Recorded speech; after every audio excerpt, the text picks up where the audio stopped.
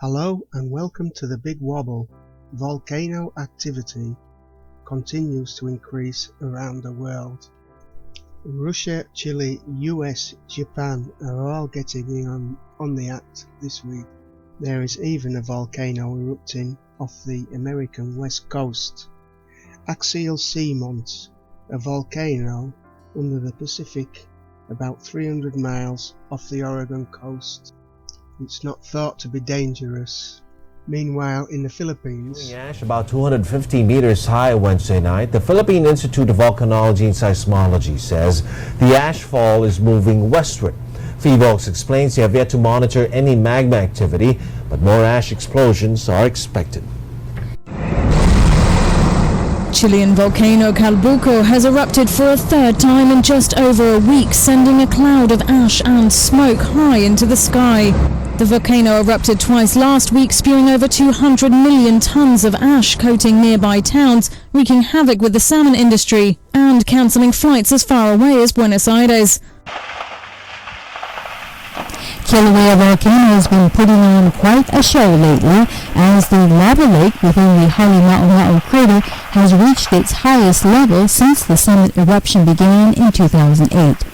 The lava lake at Kilauea summit was only about 150 feet below the floor of Halemaumau crater on Sunday.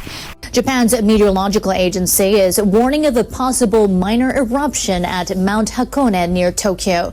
The agency issued the warning at 6 a.m. on Wednesday. Meanwhile, the Klyuchevskoy volcano in Russia spews clouds of ash 8,000 meters into the sky Tuesday. The wind spread the ash cloud 40 kilometers towards the Gulf of Ovanovsky. Papua New Guinea records the first magnitude 6+ quake of May. NASA completes the MESSENGER mission with an impact on Mercury's surface. Among its many accomplishments, the MESSENGER mission determined Mercury's surface composition and revealed its geological history. Is this the reason for fish die-offs? Low oxygen dead zone found in Atlantic Ocean. In the journal Biogeosciences, German researchers recently published their discovery of unexpectedly low oxygen dead zones traveling across the Atlantic Ocean. The dead zones formed in the middle of the Atlantic Ocean are a few hundred kilometers off the coast of West Africa. 100-mile-long eddies of swirling water create a wall around the central core of water, disallowing exchange of oxygen. Extreme weather along the east coast of Australia claims 13 lives. Yeah, there certainly is, Sylvia. As you can see, it's absolutely really strong water that's running down through Parramatta River at the moment. Where I'm standing is actually on the ferry terminal. So there usually be crowds of people here hoping to jump on a ferry and to get into the city today. But look, it has been closed. Instead, commuters are being told to go down the river to Rydalmere. There's buses that are operating between Parramatta and Rydalmere where the Ebola is finally slowing down. April saw 1,077 new cases and 430 deaths. The death figure was the lowest since July last year. And after Naples, are big quakes increasing? 2015 is actually a lower than average year for quakes so far. A water emergency in Puerto Rico during record-breaking heat wave. From the Aquaponics Club here in Old Rainy Air Force Base, Puerto Rico, and we have this serious drought. It's going probably on over 3 months now that it hasn't rained a drop, and this place is notorious for having a dry season. So now it's kind of like overbearing this time. If you focus on the ground, Jovan, focus on the ground. Just a day after a report of an ocean dead zone near the island chain of Cape Verde, biologists are trying to understand why 23 whales have beached themselves in the area, leaving 16 dead. Another big quake. Since here, 12:15 a.m. Central Time on Tuesday, May 5th. 2015.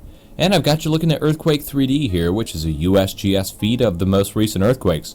And you can see a 7.5 magnitude earthquake struck here in Papua New Guinea. And this is the area that we had warned 3 days ago, or 4 days ago, on May 1st in the earthquake forecast. A dust storm has gripped northern Victoria, Australia, reducing visibility to just 50 metres in some areas.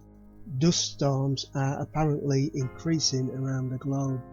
Dozens of people have died after an inflatable boat carrying more than 100 migrants sank off the coast of Italy. According to the charity Save the Children, survivors say as many as 137 people were on board that inflatable boat when it capsized in waters off Sicily. The German town of Guezzo was left extensively damaged by a tornado Wednesday. The clouds were very strange, said a witness. Another witness said he had never seen anything like it in his life. Our sun wakes up from a deep slumber, only the second X-class flare of 2015. NASA's Solar Dynamics Observatory captured the extreme ultraviolet flash. The Midwest now, and take a look at an area that was just pummeled by bad weather. This is in Oklahoma. Rain, wind, and tornadoes are to blame for this big mess. For the first time in Oklahoma City history, the National Weather Service issued a flash flood emergency. 13 people were injured. 12 million trees dead and millions more dying in California's forests due to the drought. A series of aerial surveys conducted in April mapped the widespread devastation.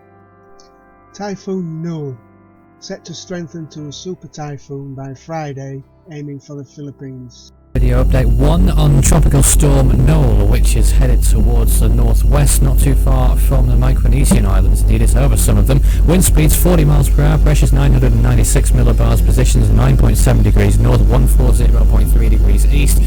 As of 2 a.m. UTC, May the 5th, the storm is expected to pass close to Yap in Micronesia. Another impressive magnitude 7.1 quake near Panguna, Papua New Guinea. And finally, Nicaragua's Conception volcano awakes from a deep sleep, rounding off an impressive week for volcanoes. That's it for another week. If you do like these videos, please subscribe. Thanks for watching.